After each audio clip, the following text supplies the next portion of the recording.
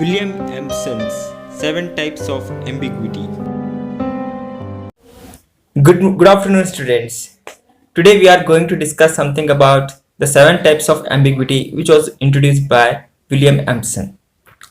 So, the primary introduction part of 7 types of ambiguity is the 7 types of ambiguity is a work of literary criticism by William Empson, which was first published in 1930. It was one of the most influential critical works of the 20th century and was a key foundation work in the formation of new criticism school. So here the word ambiguity means are capable of being understood in two words or a single word having more than one indeterminate meaning. So here Empson introduces a classification scheme for understanding the different types of ambiguity to be found in all forms of literature. The first type of ambiguity is metaphor. Generally says, in a general sense, a metaphor is an indirect comparison. It's a word or expression in literal usage denotes a one kind of thing is applied to distinctly a different kind of thing without asserting a comparison. Here the words seem to mean a different things at once due to similar sounds. So the two words that are connected through the context can be given in one word simultaneously. For an example, get out of my house. I don't need a parasite. Parasite has two meanings which sounds similarly. And the second types of ambiguity is the new idea. Here we can say two or more meanings are resolved into one. Here Empson considers this as using two metaphors at once. Readers are confused with alternative meanings and misunderstand one for another. For an example, time. Time has a multiple meanings. Time is applied to fate, period, or lifespan, or watch in hands. That's right. And the third type of ambiguity is the fun. Here we can say two seemingly unconnected words are given together. Two ideas that are connected through the context can be given in one word simultaneously. For an example, that specious monster, my accomplished snare. Here, the word specious means deceitful and beautiful. Here, the two seemingly unconnected words are given together or in a sentence. That is what we call the fun. The fourth type of ambiguity is Freudian slip. It occurs when the two or more meanings of a statement do not agree among themselves but combine to make a clear or more complicated state of mind in the author. Here we can say the alternative meanings combine to confuse interpretations. For an example, history is like a nightmare to me.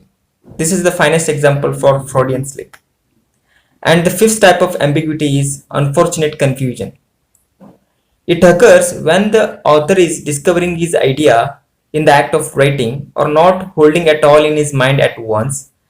But for the instance, there is a simile which applies to nothing exactly but lies halfway between two things when the author is moving from one to another. Here the author is not holding the idea all at once. This is what we call unfortunate confusion. And sixth type of ambiguity is fill it in. Fill it in. This kind of ambiguity focuses on contradictory or irrelevant. So here the reader is forced to invent interpretations of his own. It happens when the statement says nothing and the reader conflicts with the author's disappearing meaning. This is what we call fill it in.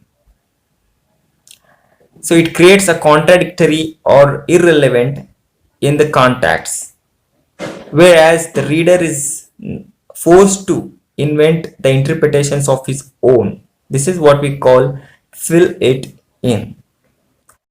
The last type of ambiguity is the binary opposition. It occurs when the two words that are within a context are completely opposites, which exposes a fundamental division in author's mind. A contradiction of this kind may be meaningless, but can never be a blank.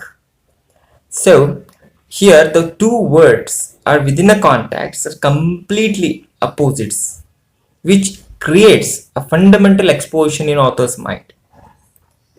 This is what we call binary oppositions. It happens when we are reading some novels, poetry, or fictions, etc. So, in this way, uh, William Empson sought to enhance the reader's understanding of a poem by isolating the linguistic properties of the text. So, some words or references in an entire poem are often ambiguous, and if it presented coherently, carry multiple meanings that can enrich the reader's appreciation of the text. He argued one thing, that complexities of cognitive or tonal meanings in poetry that are completely dependent on the reader's emotional response. So today we have discussed the major seven types of ambiguity, which is introduced by William Empson. I hope you like it. If you liked this video, please press the bell icon and don't forget to subscribe to my channel. Thank you so much. Have a nice day. Bye.